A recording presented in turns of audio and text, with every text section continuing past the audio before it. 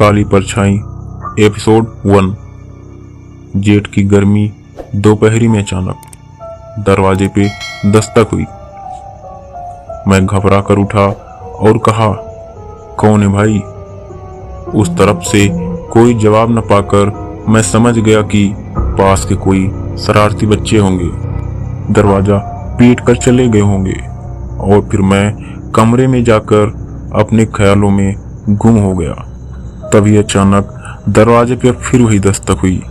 इस बार मैं तेजी से दरवाजे की तरफ भागा, ये सोचकर कि इस बार इन शरारती बच्चों को पकड़ ही लूंगा। और तुरंत ही मैंने दरवाजा खोल दिया। दरवाजा खोलते ही मेरे होश उड़ गए। लगा कि जैसे किसी ने कुछ क्षण के लिए हमको प्राणहीन ही कर दिया।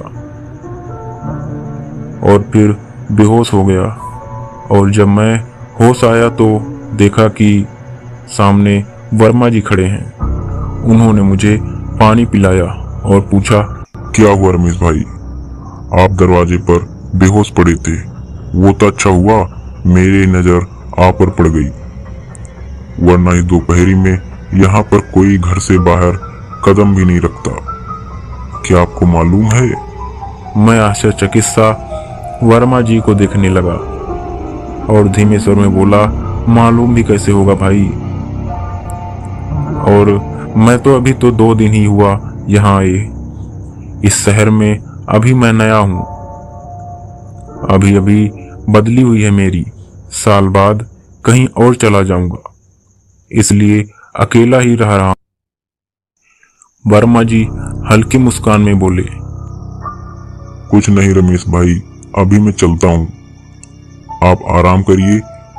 और हाँ, कुछ भी हो जाए 12 बजे के बाद 5 बजे तक दरवाजा मत खोलिएगा।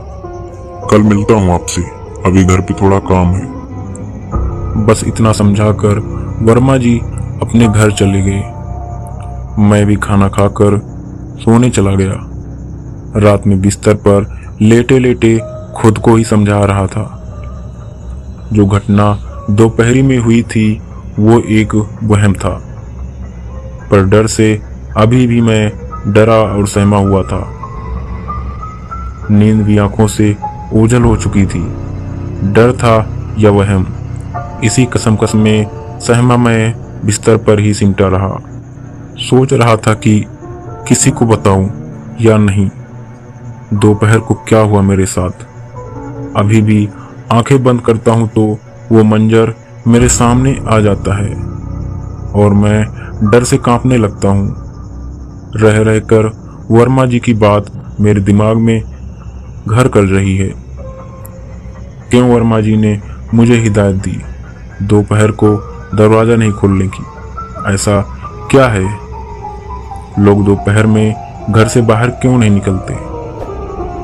मैं ये सोच ही रहा था कि मेरे दाएं कान में कुछ फुसफुसाहट सी हुई। मैं सहम सा गया था और फिर वही हलचल बाएं कान में शुरू हुई। मैं डरा सहमा, फिर वही हलचल बाएं कानों में महसूस की और उसके बाद सामने की दीवार पर नजर गई। मेरे होश उड़ गए। देखते ही देखते मेरी अपनी परछाई एक भयानक विकराल काली परछाई में बदलने लगी। चेहरा इतना डरावना था कि आदमी दिन के उजाले में देख ले तो बेहोशी हो जाए। ये तो काली अंधियारी अमावस की रात थी। वो एक भयानक काली परछाई ही थी और कुछ नहीं। ना कोई भूत प्रेत, ना कोई चित्र चुड़ैल। देखते ही देखते मंजर बदल गया।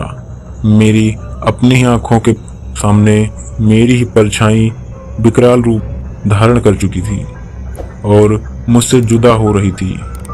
मैं ये सब देखते देखते बेहोश हो चुका था।